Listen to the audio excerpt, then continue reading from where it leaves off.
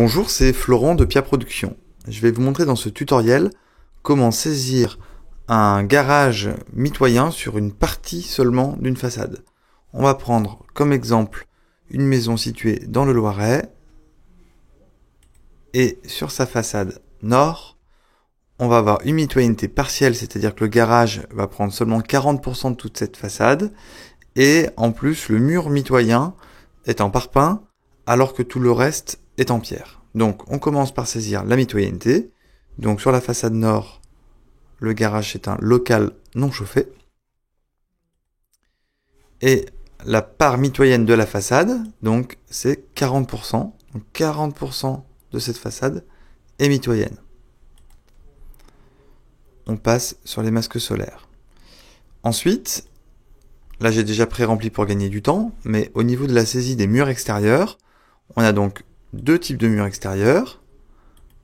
L'essentiel de cette maison étant pierre de type pierre calcaire, de 40 cm, non isolé. Et l'autre type de mur, ça va être donc du bloc béton, non isolé aussi. Donc la répartition de ces deux types de murs sur l'intégralité des murs extérieurs de cette maison, on va pas le faire au global, mais on va le faire façade par façade.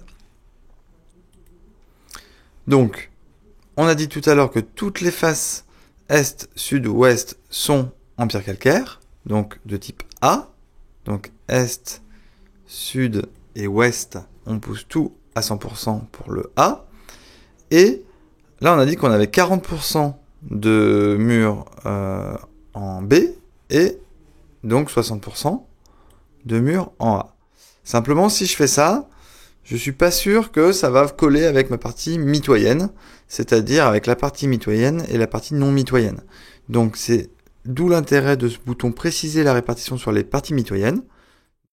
Donc là, par défaut, sur la partie mitoyenne et sur la partie non mitoyenne, il a considéré qu'à chaque fois, on avait 60% de mur A et 40% de mur B.